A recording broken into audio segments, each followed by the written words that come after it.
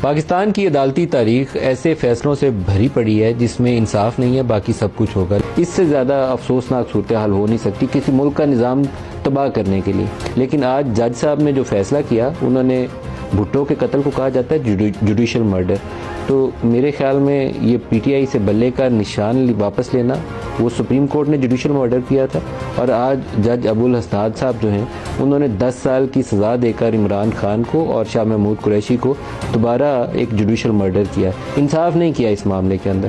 Cipher case کی سزا یہ تھی کہ 10 سال، بندے مار کے آیا تھا، 10-20 قتل کیے تھے اس نے، بم دھماکہ کیا تھا، کیا کیا تھا۔ تو یہ وہ چیزیں ہیں، یہ وہ سوالات ہیں جو ساری قوم بھی جاننا چاہے گی۔ انصاف نہیں ہوا اس معاملے کے اندر۔ عمران خان کا فیصلہ برقرار نہیں رہ پائے گا، کسی کورٹ سے جا کے نکلے گا، ہائی کورٹ سے اترے گا یا سپریم کورٹ اس کورٹ آئے گی، لیکن یہ فیصلہ برقرار نہیں رہ پائے گا۔ انصاف کا قتل ہوا ہے یہاں پر، اور یہ فیصلہ آگے نہیں چلے گا۔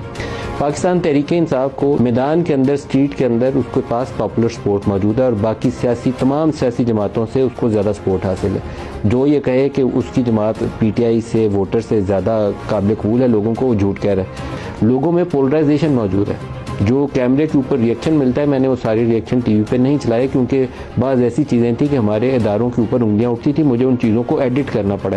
تو کیا ہمارے ان ادارے کے لوگوں کو فیڈ بیک نہیں ملتا؟ اگر نہیں ملتا تو میں آن ایئر لائیو اس پروگرام کی وساطت سے یہ چیز آپ تک پہنچا رہا ہوں کہ پورے پاکستان میں اس وقت لوگوں کے اندر اینگر ہے۔ آپ انصاف سے الیکشن ہونے دیں، اور انصاف سے الیکشن کا مطلب یہ ہوگا، ابھی کم از کم جو موجودہ صورتحال ہے کہ جو بچی کھچی پی ٹی آئی ہے اس کو الیکشن میں رہنے دیں، وہ اس کو جیت جانے دیں، جتنی 4 سیٹیں وہ جیتے ہیں ان کو اتنی سیٹوں کے ساتھ اسمبلی میں آ جانے دیں۔ پولرائزیشن اس سے زیادہ شاید یہ ملک برداشت نہیں کر پائے گا۔ جب لوگ سوال اٹھائیں جوڈیشری کے اوپر اور اسٹیبلشمنٹ کے رول کے اوپر، اور کیمرے کے سامنے سوال اٹھائیں، مجھے ان کی پروٹیکشن، ان کے تحفظ کی خاطر وہ چیزیں ایڈٹ کرنی پڑیں کہ میرے ایک پروگرام چلاتے چلاتے یہ بندہ جو ہے نا کسی جیل خانے میں پڑا ہوگا، تو پھر آپ اندازہ کر سکتے ہیں کہ سوسائٹی کو کس لیول پہ ہم لے جا چکے ہیں۔ میں ایز اے جرنلسٹ اپنی ذمہ داری ادا کر رہا ہوں، آئی ہوپ کہ باقی لوگوں جن کو اللہ تعالیٰ نے اقتدار اور طاقت دی ہے وہ اس ملک کی سالمیت کو سامنے رکھتے ہوئے فیصلے کریں۔